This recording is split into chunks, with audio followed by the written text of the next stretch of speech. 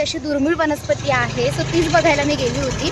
म्हटलं आता चला बघून तर झाले, तर जाता जाता आपलं दापोली पण फिरावं आणि इथलं वातावरण तुम्हाला दाखवावं कसं आहे. कारण मळेमध्ये मी लास्ट टाइम एकदा आली होते, आता पुन्हा एकदा. सो चला बघूया आपण दापोलीमधलं मळे आणि दापोली मळेमधून जायचं दापोलीचा रोड. कोकणात म्हणजे पावसाळ्यात येण्याची मजा खूपच भारी असते. बघा ना, सगळीकडे हिरवळ झालेली असते आणि सध्या सकाळपासून टचवूड पाऊस मिळाला नाही आहे, त्यामुळे माझी पण एक काम तर झालं माझं. आता मला प्रवास करायचा आहे दापोलीला जायला. खूप वातावरण छान झालेलं आहे.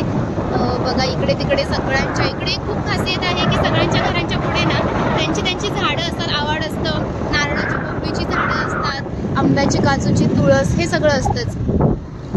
सो चला मस्त पैकी. आणि इकडे प्लॉटिंग इतकी झाली आहे ना, म्हणजे स्वतःचं घर घेण्यासाठी तर दापोलीमध्ये जवळच्या जवळ सगळ्यांना इझी पण पडतं, त्यामुळे बरेच लोक इकडे इन्व्हेस्टमेंट देखील करतात. चलो चलो काय आवडतात ना, ज्या दापोली रोडला जाताना हे खूपच सुंदर वाटतात.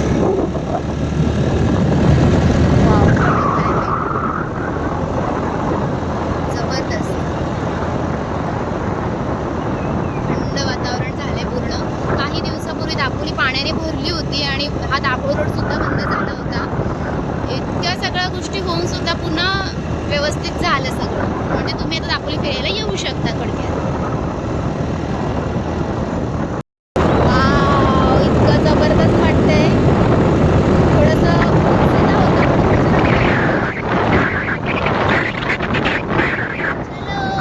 आता मला वाटतंय ना गोल्डे पॉईंट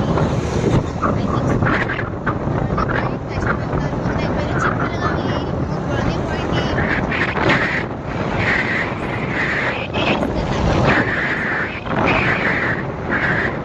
आता थोड्याच वेळापूर्वी तुम्ही बघितलं असेल अगदी ऊन पडलं होतं आणि आता इतकं थंडावा आणि थेंब थेंब पाणी गळतंय. असं हे वातावरण पावसामध्ये असंच होतं, कधी ऊन कधी पाऊस हे पडतच असतं. पण हाही क्लायमेट मला खूप जास्त आवडला, कारण थंड थंड वाटतं एकदम. पण माझी इच्छा होती की दापोलीत पोहोचेपर्यंत पाऊस पडू नये. बघूया आता काय होतं. इच्छा असून काय उपयोग, पाऊस तर पडणारच. थेंब थेंब पडतो आणि मला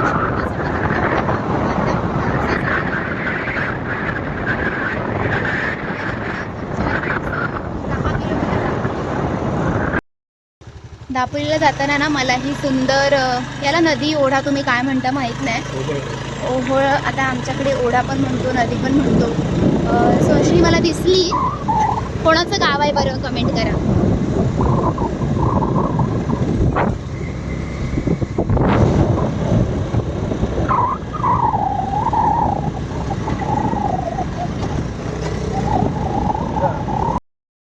मस्तपैकी भात शेती दिसली. म्हटलं चला बरेच दिवसानं शेतसुद्धा मी बघितलं नव्हतं, म्हणजे किती वर्ष झाले मी भात लावणी केली नव्हती, बऱ्याच साऱ्या गोष्टी शेतीच्या केल्या नव्हत्या. तर जाता जाता मला दिसल्या म्हणून मी खास थांबून, बघा एवढ्या इथे एवढ्या याच्यामध्ये खास थांबून ते बघण्यासाठी गेली आणि थोडा एक आवासुद्धा लावला. चला आता पुन्हा आपण दापोलीला जाऊया. मी आवा लावला, मला तो आनंद घ्यायचा होता. माझा हात बघा पूर्ण मातीने माखलेत, हे बघा. कारण मला तो अनुभव पुन्हा घ्यायचा होता, बरेच वर्ष नाही घेतला म्हणून. सो छान वाटलं. पावरा शेतकरी ब्रँड. चला आता पुन्हा आपण दापोलीला निघालेलो आहोत. सो बऱ्याच साऱ्या गोष्टी मला यावेळेस अनुभवायला मिळाल्या, खूप साऱ्या गोष्टी मी बघितल्या सुद्धा आणि छान वाटलं. प्रवास पण चांगला होतोय, पाऊस पण नाही, पावसाचं वातावरण होतं